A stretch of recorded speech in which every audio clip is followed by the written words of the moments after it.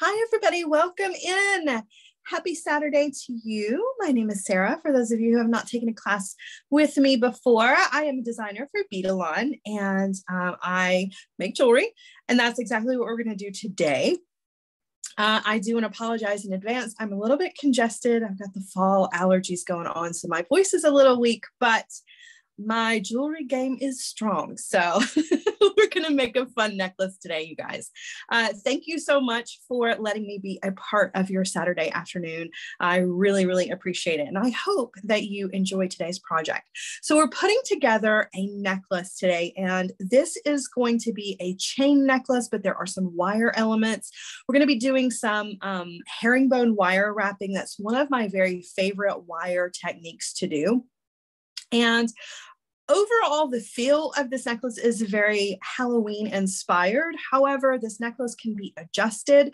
All of the techniques that you learn from today's project, you can take and use them in other ways in your jewelry making. The herringbone wire technique, or just the design overall, can be changed up with different beads to give it a different look. So if you're not necessarily a fan of Halloween or this look, you will still come away from this class with a good idea of how to do the herringbone technique, as well as some other wire techniques that I think you can incorporate into your own jewelry designs. So we're making a 3-strand chain necklace with some bead elements, and then the length of the necklace is some leather cord.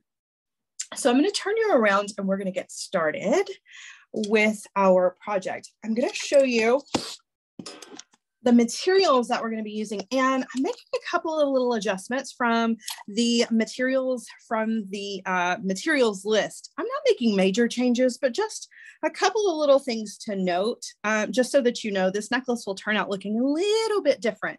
So in the original design, the skull beads that I used were metal, and I thought it would be fun to kind of change it up a little bit and use some of the howlite beads, which you can also get at Michael's. These come in white. They also come in a lot of different colors. So just goes to show that this design is very versatile.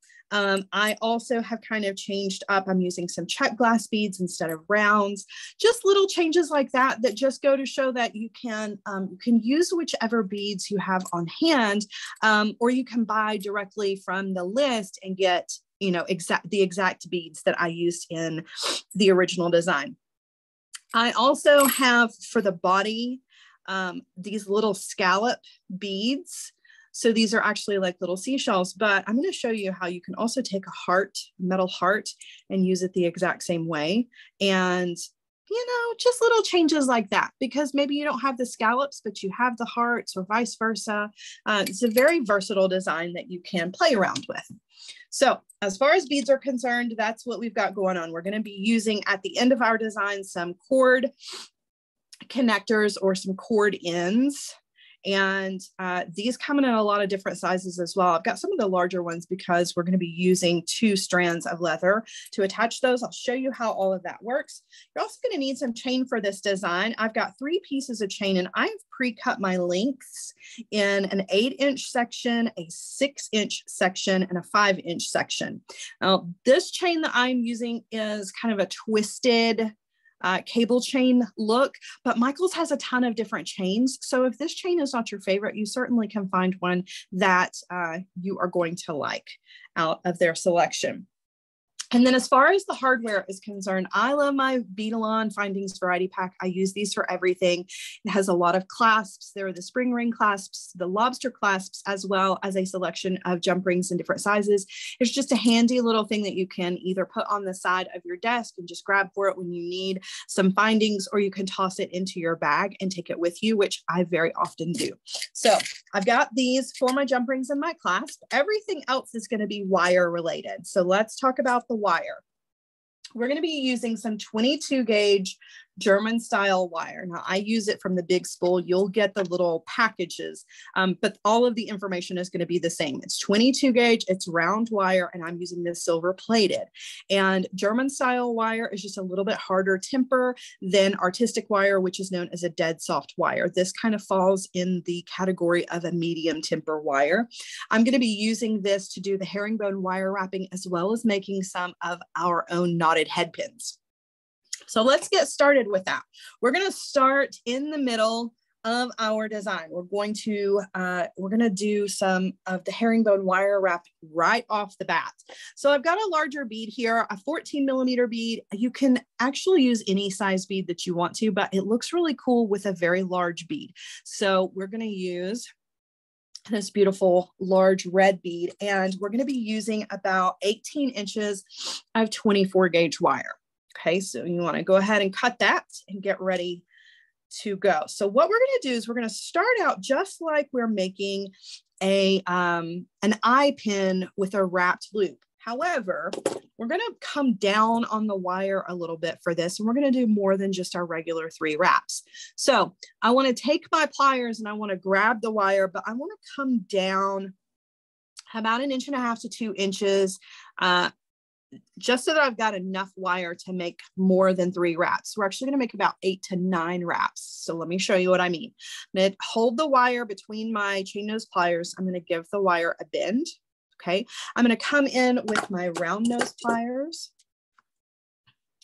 and I'm going to take that wire up and over the top barrel of the pliers. Now, I haven't completed a loop because I can't take this wire over here to the other side with the barrel, this bottom barrel of the pliers in the way. So I need to rotate, and that's going to give me the opportunity to close up that loop. Okay, I'm going to switch hands, and now I'm going to do the wire wrapping. So normally if you were just doing a wire wraps loop, you would do about 3 wire wraps like we've done. But for the herringbone, because we need a little bit more space for our herringbone wire wrapping, I'm going to do about 8 or 9 wire wraps. So there's 3, 4, 5, 6, 7, 8. And if you want to go ahead and make 9, you can, just to kind of use up the rest of that wire. All right. And then I'm going to come in with my cutter tool and trim off that little extra piece that's there. All right. So I'm just going to trim that off. And now we're going to thread on our bead. So we're going to drop that down. And you can see how much distance there is between our loop and our bead. This area is where those herringbone wire wraps are going to fit. So that's really necessary that you have all of that. But now we need to recreate this on the other side of our bead. And in order to do that, you either need to use a ruler to measure out, or you can just kind of eyeball it, which I have a tendency to do. But I can tell you that the space here of the wraps is about 1/4 of an inch. So I'm going to come in with my pliers, and I want to place my pliers in a spot, either by measuring it with a ruler or eyeballing it and making a bend, which is roughly the same amount of space, right? So that I can fill all that space up with those wire wraps. So make your bend away from your bead, and then you're going to come in with your round nose pliers, and you're going to follow the same steps. So we're going up and over with our wire. We're going to rotate our pliers and take that wire over to the other side. Okay. Now we're going to fill up that space. 4, 5, 6, 7, 8, 9. It was pretty darn close. Okay. So this is what we have. We've got wire wraps on either side of our bead, and we have our long section of wire here. We've got plenty of wire. Don't trim that off. That's what we're going to use to do the herringbone with. Now, a couple of things I want to mention before we get started. Notice where the natural path of the wire is going. So the wire is wrapping from around the back and then back out here to the front. When I turn the bead this direction, you can really see it's coming around the front of those wire wraps and going out this direction. When we do the herringbone wire wrap, we always want to stay to the front of these wire wraps. So let me show you what we're going to do. We're going to take this wire, and we are going to guide it down the side of our bead, right? We want to push it right up against the curve of the bead. And then the wire needs to come to the front of the wire wraps down here on the bottom. Okay, always to the front. Hold all of that in place. Take the wire, wrap around the wire wraps, and then back out to the front. So again, that wire is coming out the front, right? You can see wraps on the front. So now we're going to take the wire and we're going to go down the side of the bead again on the other side. Guide the wire right around the edge of the bead to create a little frame. We're going to the front of the wire wraps, around and back out the front. Okay, so now we have created a little frame on either side of our bead. Now we're going to repeat this, but the next time we go down or up the side of the bead, depending on which way you're holding it, you want to go behind the previous wrap. So my wire is coming around right to the front, but now I'm going to go behind the wire that's already there and lay that wire right behind the first wire.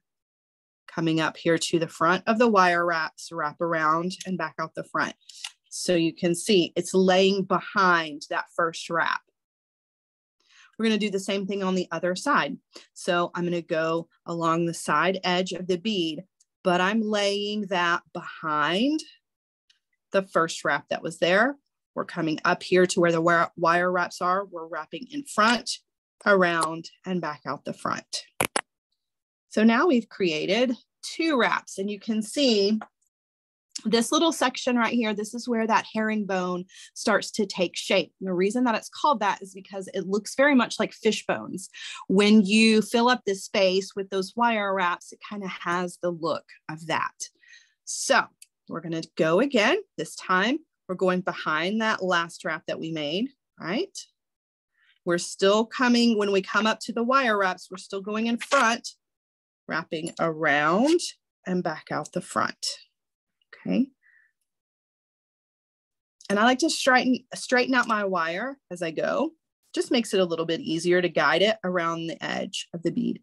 So laying this next wire behind the previous wire, in front of the wire wraps, around the wire wraps and back out the front, right?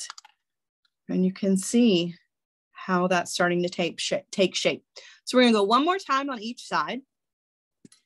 So I'm going to take the wire behind that third wrap, or the third wire around the edge, up here to the front of the wire wraps, wrap around, back out to the front, and then the same thing, laying it behind the previous wrap, up here to the front of the wire wraps, wrap around, and you're done. Now I wrapped that around an extra time just to kind of wrap it and secure it, because now we're going to trim off the excess. So that's it. That's your little herringbone wire wrapped bead.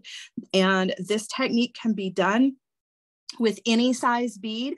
They can be any shape. In fact, the different shapes of beads that you use with this herringbone technique looks really cool. So I encourage you to play around with this technique. Once you have kind of mastered it on a round bead, try it on a heart-shaped bead, try it on a diamond-shaped bead or an oval bead, because the results are really cool, because the wire, right, you're guiding it around the outer edge of the bead. So depending on what that outer edge of the bead looks like is going to really kind of determine the overall result of your herringbone when it's finished. So definitely a cool little technique to have.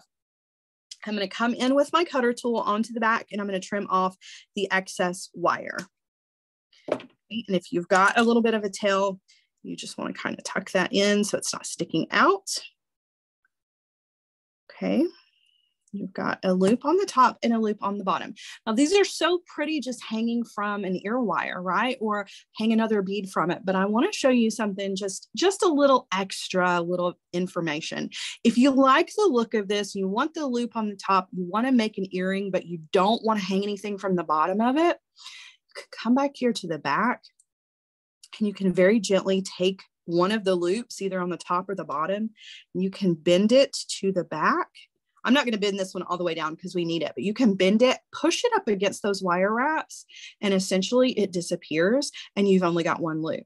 So if you don't want to utilize that bottom loop and you want it to go away, you can tuck it to the back and you've got a really cool little pendant or earring component, right? And you don't have to hang anything else extra from it. All right, so we're working on our centerpiece here. So this is going to be the focal, or the top part of our focal. Now the next part of our focal, we're going to put together a little skull I don't really know what to call it. It's just a little, I don't know. It's not really an angel because he's got a skull. He's just a little character, a very whimsical, fun little Halloween character, right? He's good for Halloween. He's good for the Day of the Dead. Either one of those things is going to work. Now, in the original, like I mentioned at the beginning, it was a metal bead that had a large hole on the top and the bottom.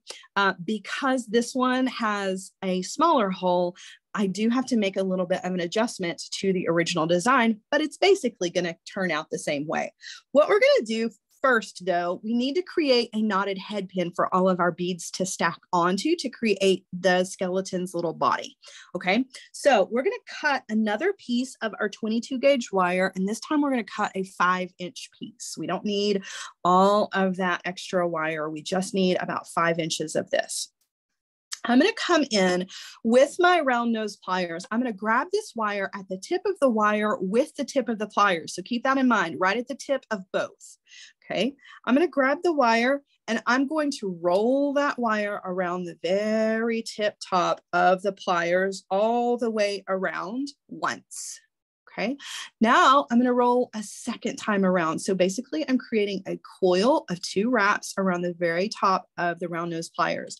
And once you've gone around twice completely, and you can see there's the cut end of the wire, you're ready to move on to the next step. So hold your pliers so that the tool is running parallel in front of you. Okay, and you want, or I'm sorry, not parallel in front of you. It's running horizontally in front of you. And you want to have your pliers in your hand on one side and bend the wire in the opposite direction. So you want to take the wire and bend it underneath the coils that you made and away from your hand and away from the tool. Okay, that's really important. All right, take it off of the tool. Now we want to take the tail end of the wire and we want to bend it backwards. And we want to stick it through those 2 coils that we made. That makes this kind of little lasso shape, right? Okay. Now you want to come in with your nylon jaw pliers. Please do not do this with regular pliers. You will regret it. You've got to use your nylon jaw pliers for this. If you use regular pliers, you will strip that outer coating of your wire off. So nylon jaw pliers are a must. Hold the wire between the nylon jaw pliers so that the coil that you have is right up against the edge of the tool, right? As close as you can get it. And then you're going to take another pair of pliers and you're going to pull this end. And essentially you're creating a knot. You're just pulling a knot into the end of your wire, which creates a little rosette shape, right? It's just a little knot and it centers up your wire.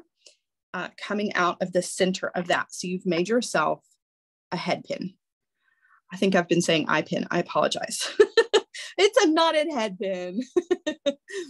All right. So now we have longer than a normal head pin, right? Because a prefabricated head pin is only going to be maybe 2 inches, 3 inches long, depending on which size you buy.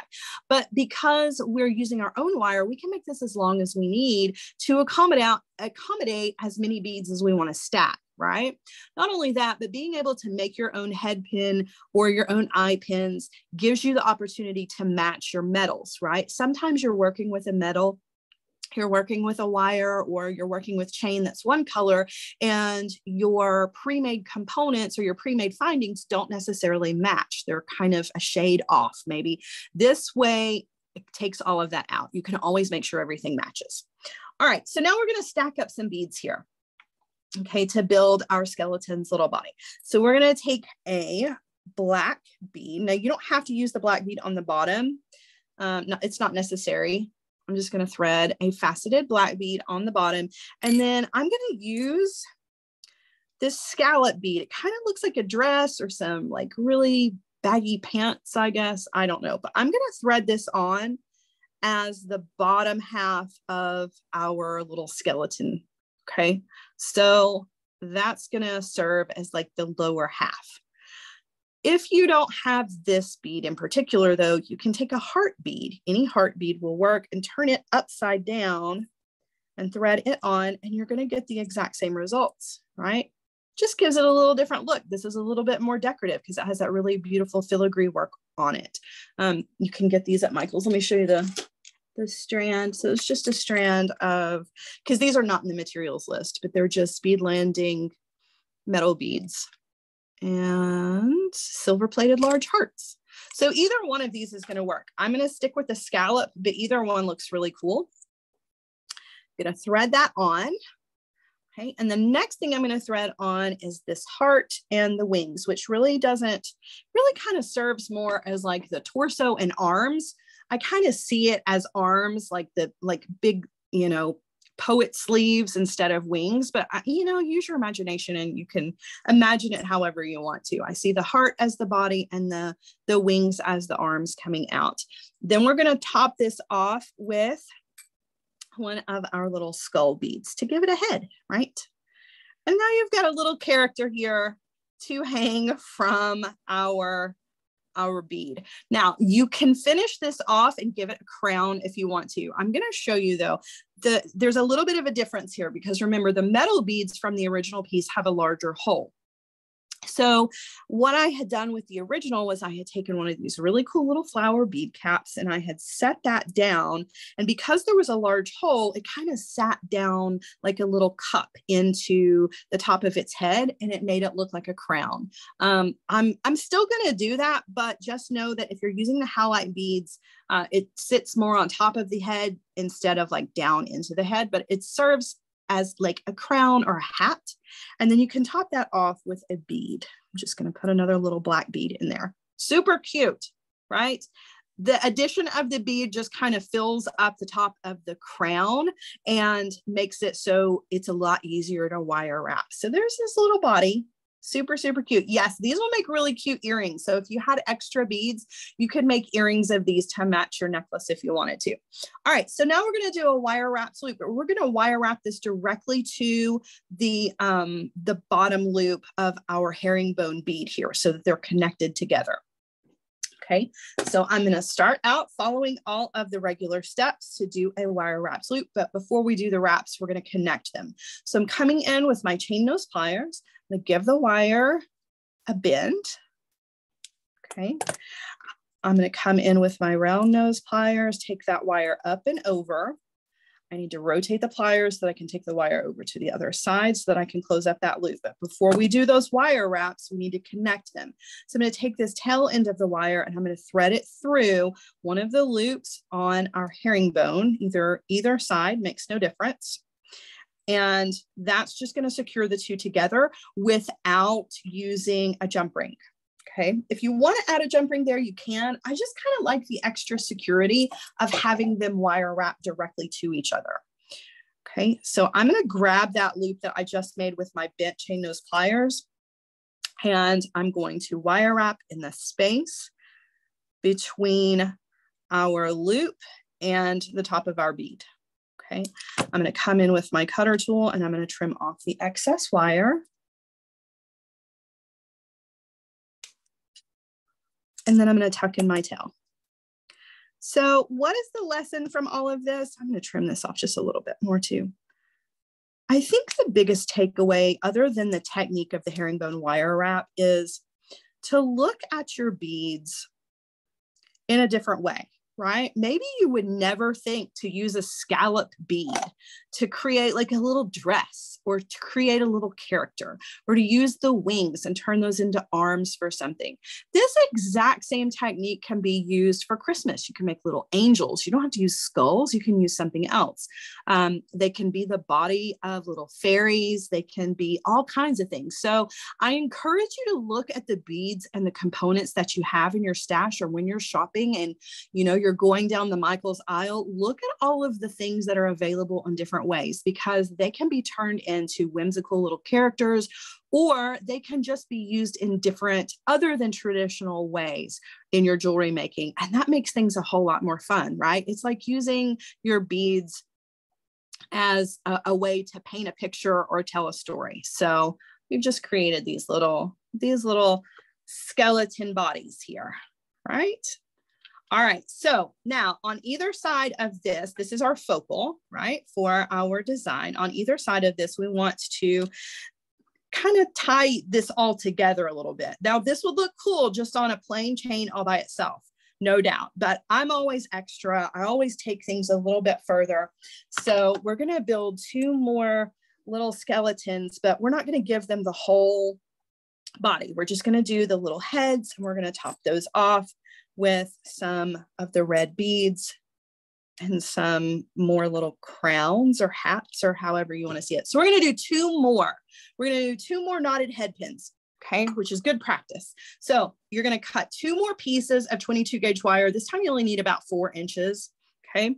And we are going to grab the tip of the wire with the tip of the pliers. Never hurts to see this technique again, right?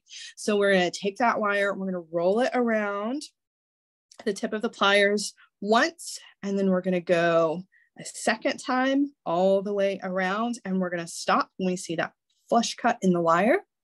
We're going to take the wire and bend it underneath the 2 coils that we made.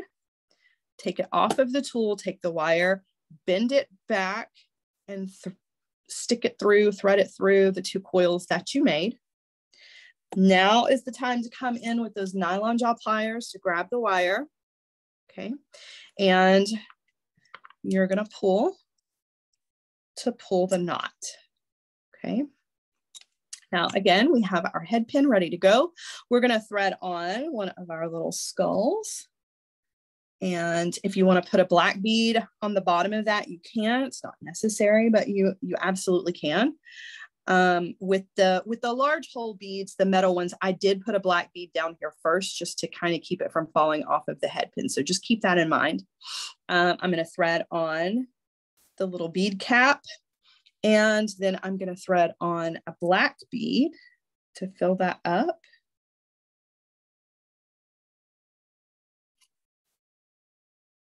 Okay, so there's that.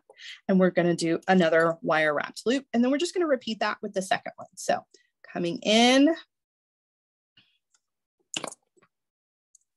round nose pliers, we're going up and over, rotate the wire, take the wire over to the other side, and wire wrap in that space. Okay, and you're going to trim off the excess.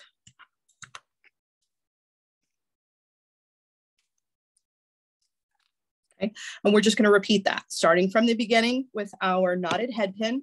So we're taking our second piece of wire, taking the wire, actually only need about 3 inches of this, by the way. That 4-inch piece of wire is a little excessive. I'm always overdoing it with my measurements. I always want to make sure I have way more wire than I actually need for something. I'm going to rotate around the tip of the pliers once, rotating a second time, okay, bending the wire underneath, taking it off of the tool, taking the wire back through, and again, coming in with our nylon jaw pliers to grab a hold of that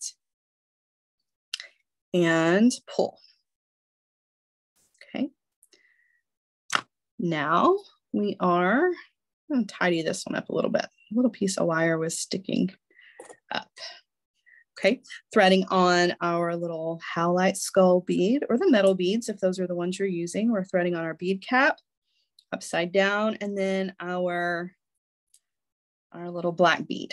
Okay, we're going to do a wire wrapped loop. We've got 2 more little wire wrapping things to do, and then we're going to start to assemble all of this and turn it into an actual necklace. So bending the wire, coming in with my round nose pliers, going up and over, rotate the pliers and take the wire over to the other side. And then you're going to wire wrap in the space between the loop that you just made and the top of the bead.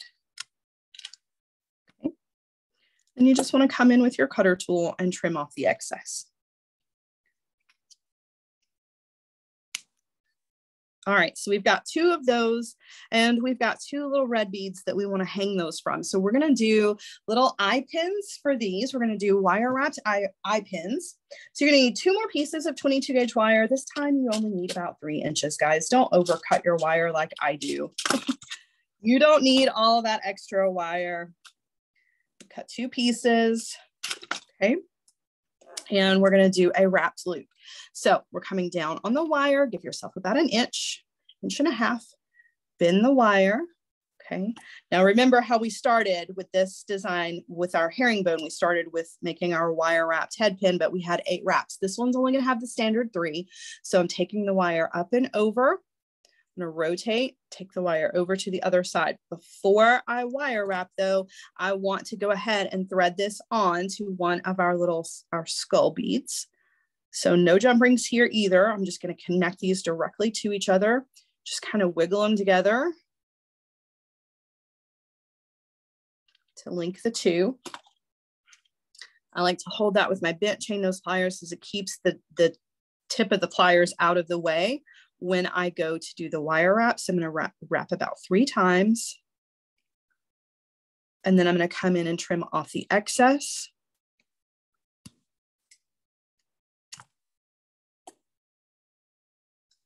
Okay, and I'm going to thread on my red bead. And then I'm going to do another wire wrap at the top. Okay, so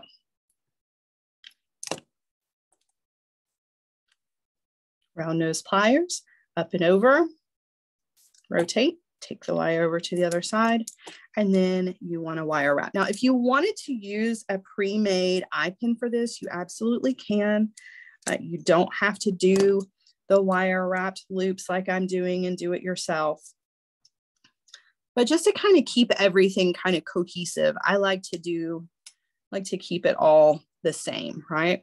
All right, we're going to repeat this on the other one, and then we're ready to assemble. So coming down on the wire, giving it a bend.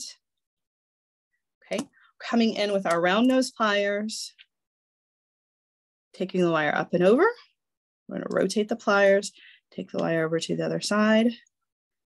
And before we wire wrap, let's thread it through the loop on our other skull bead. Hold that with your bent chain nose pliers. Do about 3 wire wraps. Okay, and then trim off your excess.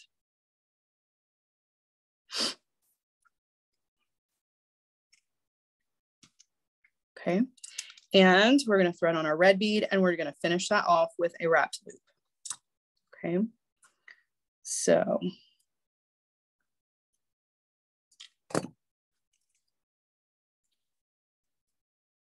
up and over, rotate, take the wire over to the other side, and wrap in that space.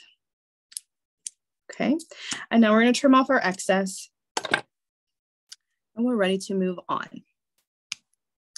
All right, so we're going to be connecting these to our pieces of chain. First thing I want to do is I want to kind of straighten up my wrapped loops. I want the top wrapped loop of my red bead to be facing me. The one on the bottom needs to be facing away from you. Now you definitely can twist those if they're not that way, just by grabbing them and, and giving them a twist with your pliers.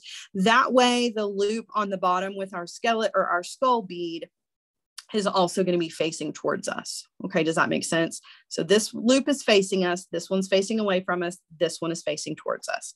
I want to double check that over here with this one as well and make adjustments if I need to, but this one looks pretty good too. Do want to straighten up that loop just a little bit. Okay. All right, so now we're ready to move on.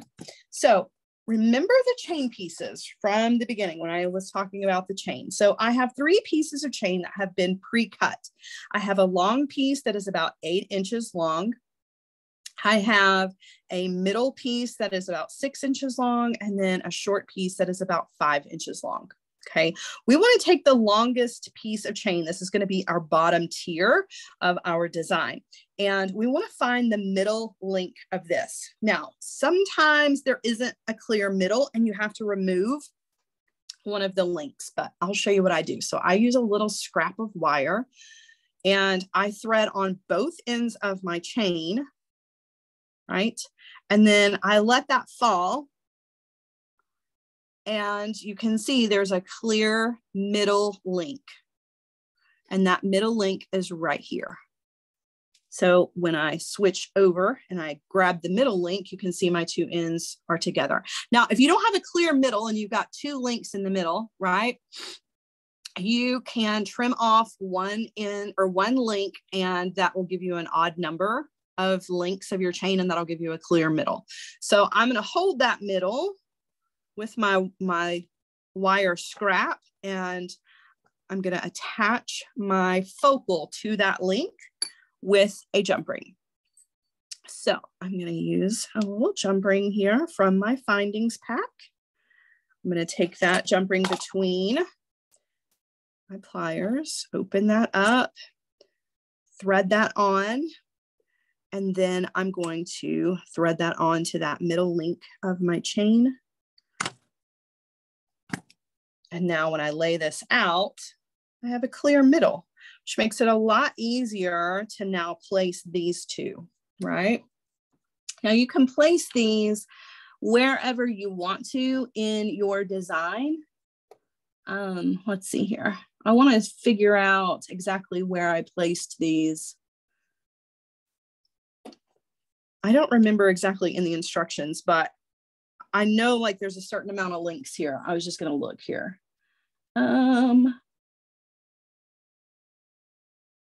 Either side, I don't guess there was an exact count, but the bottom line is you want to attach these about 1 inch away from your focal, right? And you want them to be evenly spaced. So definitely count out your links so that they're the same. So our center is here, 1, 2, 3, 4, 5, 6, 7, 8. Let's put this one on that 8th chain link, right? So I'm just going to kind of line it up. I'm going to go ahead and grab a jump ring. Then that way I know for this one, I need to count 8 over the other direction, and that'll keep everything nice and even, right? So again, 1, 2, 3, 4, 5, 6, 7, 8. I'm gonna hook it to that one and then close it back, right? And now I'm gonna do the same thing over here. I'm gonna go ahead and get my jump ring ready. And I'm gonna count over 8. 1, 2, 3, 4, 5, 6, 7, 8. Hook my jump ring to it, attach my bead, and then close my jump ring. So now either one of those little shorter skull sections, right, are evenly spaced on either side of our focal. Okay. All right. Now I'm going to take all of my chain pieces. I've got my long piece. I've got my, let's see here, we have our medium length piece. I'm going to lay that one right down, and then our shorter piece. And I'm going to bundle these together on both ends with a jump ring. So I'm going to take another jump ring here, and I'm going to open that up. Okay. I'm going to thread on the bottom chain, the middle chain, and then the top chain. And I'm going to close that back. Okay. Make sure you get a good closure on that. And then I'm going to repeat that on the other side. So I'm going to open another jump ring, threading on our bottom chain, our middle chain, and our top chain, and close. Okay, so we have those bundled, right? Now, the only thing left to do to our necklace is just to create the length. Now, you can create the length either by beading some length if you want to. You can do a whole beaded section, or you can use leather, you can use more chain. It's totally up to you. I'm going to use 2 pieces of leather. I've got some leather cord here. It's about 1 millimeter. And I am going to take a 24-inch piece of this, and I'm going to thread it through our jump ring on one side. I'm going to bring the 2 ends together and drop that down to find the middle, right? And then I'm just going to take those 2 ends and tie an overhanded knot. Now you could do a barrel knot here. You don't even have to do a knot here. I just kind of like the look of bundling those 2 pieces of cord together. Okay. I'm going to repeat that over here on the other side. So I'm going to take another 24-inch piece. of leather. I'm going to thread it through that jump ring. Take the two ends together. Drop that down to find the center. Okay. And then just tie an overhanded knot.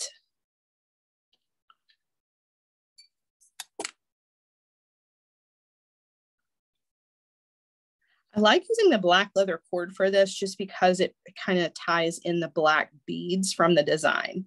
But you definitely can use whatever you want to here. Tighten that up just a little bit.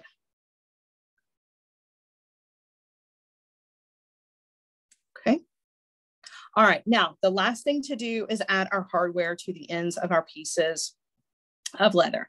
So we're going to start on one side. We're going to take our two ends, bring those together at the ends, and you want to be sure that they're even, because when you tied your knot, it may not have turned out to be completely centered, and that's okay. So just smooth them out. Bring the two ends together. You can see one of mine was just a little bit longer than the other. Go ahead and trim that off so that they are the same. And now we're just going to attach a cord into these. So 2 pieces of 1 millimeter will, let's see, sorry, I was looking at a question there. So somebody asked what tool did I use to cut the chain? So let me go back to that in just a second. Let's do this part first, and then I'll answer that question, because that's a good question since I had pre-cut those. So I'm going to take your two 1 millimeter pieces of cord will fit into your cord end kind of side by side. Just hold them in there, and you can add a little bit of glue here if you want to.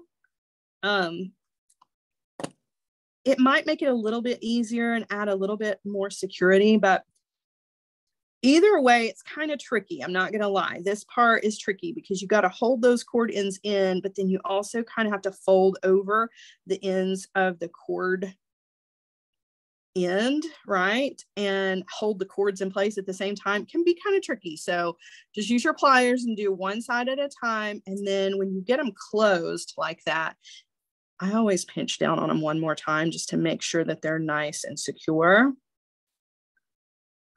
right? And then you've got a nice clean end to your 2 cords, right? All right, so we want to repeat that on the other side, but before we do that, we want to make sure everything is the same length. So bring your 2 ends together here, slide everything down here, all right?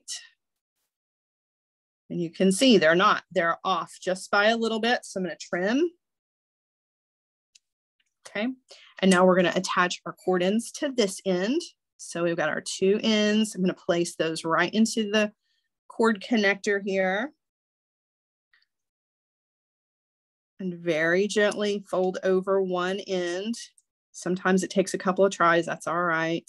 Happens to everybody, because they're very stiff, but they need to be in order to be nice and secure for your work. But when you're going to secure them, it can be kind of frustrating. So just take your time, go slow. Okay. And same over here. And just bite down on it with your pliers, get a good secure closure there. And then last thing to do is add your hardware, and then we'll talk about the answer to our question. So let me grab another jump ring here and a clasp. We'll put this on, we'll answer that question, and then I'll show this necklace to you on a bust because it looks really cool hanging as opposed to laying here flat on the mat. And if we've got any other questions, I'm more than happy to answer those as well. So a jump ring, lobster clasp, close that back. Make sure you get a good closure on that. And then same thing on the other side. And close that back. All right, so that's it for the necklace, right? That's got our ends secure. We have lots of length, and we have this 3-tiered chain that I have turned into a big mess here, but let's talk about the chain. So the question was, while I'm straightening this out, we can talk about it. The question was, how do I cut the chain? So the answer to that is actually it's two answers, because it kind of depends. So when I'm using a large link chain like this one, I don't cut the chain. I try to keep as many of the links intact as I possibly can. So a lot of times I will look to see if it is a kind of chain that is open, meaning the little individual links, you can see that opening in there. And so then I'll just treat it like a jump ring and I'll just open it, right? And that gives me an opportunity to utilize every single link, right? And I don't waste any of them. I try to do that with smaller chain when I can, but sometimes the links in smaller chain are just so small that it's just more of a hassle than it's worth to open those little individual links like that. So I cut them, and I'll be honest with you about what I cut them with. Okay. I use my good cutter tool. I don't recommend doing this. But I do. I use my regular cutter. The only problem is you can see it has a tendency to create little notches in it, and it wears out the blade really quickly. You can see this is a relatively new cutter, but I'm very hard on it, and you can see where I have cut chain. Of course, I cut a lot of chain. So someone asked if you could use memory wire shears to cut chain. You can. That's just not really my go-to for that. Actually, what I do use though, and I don't have a problem recommending this. This is a Beadalon cutter tool. This is made for thicker gauged wire.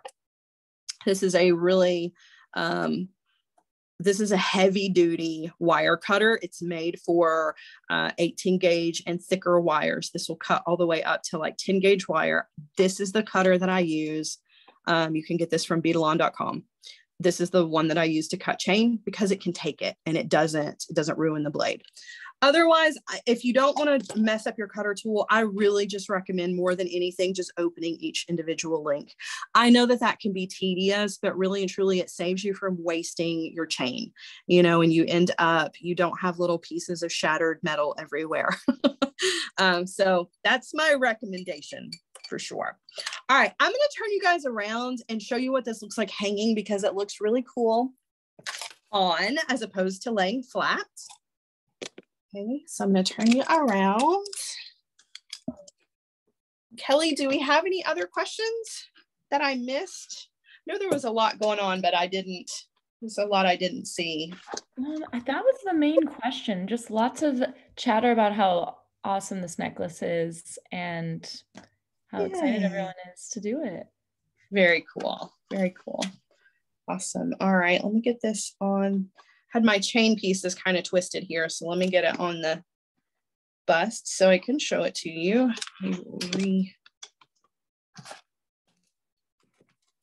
Situate you guys as well. All right, so now I'm going to turn this around, turn my little skull heads around as well so you can see them. All right, so here is the design all finished, and of course they do have a little bit of a mind of their own, right? They're going to kind of twist and turn. This little guy doesn't want to look to the front for some reason. They're going to do their own thing. I can adjust him and make him do. There we go. But it's a fun little whimsical design that says, I don't take myself too seriously. I'm always saying that about my jewelry, right? Jewelry should be fun. Yes, there's a time and place for, beautiful jewelry, elegant jewelry that's like, coloring inside the lines. Sometimes you got to color outside the lines and have fun with it. And using your holidays and your season changes is a great opportunity to do that. So whether it's Halloween or Valentine's Day or, Christmas, and you want to make little angels, there's always an opportunity to, to kind of let your inner child out, I guess, just have a good time with it. You don't always have to be so serious about your jewelry making, and making your little characters and making little shapes and fun things and taking components and beads and turning them upside down and using them in different ways. It's a whole lot of fun. Not only that, but it always kind of sparks your creativity and gets you thinking about other things. So, I definitely recommend giving yourself a little bit of leeway to play and be silly with your jewelry designs, because it's a lot of fun. You never know what you might come up with. This is a design that you could very easily alter with other beads. You don't have to use the skulls. You can use whatever you want to, and it's still a really cool 3-strand design. You could fill up the chains with tons of beads and have a cha-cha necklace. So many different things that you can take from just this one design and create a million different designs out of it. So I hope that you've enjoyed, you guys. I thought this was a fun one. Definitely cool little Halloween inspired or Day of the Dead inspired project. I hope that y'all have liked it. And I will be back with you guys again very soon with another fun class. In the meantime, guys, enjoy your weekend. Don't forget to use your hashtags for the designs that you make it with Michaels and hashtag Beadalon. And you can @Sarah Lovecraft Designs to get my attention and tag me in your posts as well. Have a great rest of your weekend, guys. I'll see you soon. Bye. Thanks. Bye.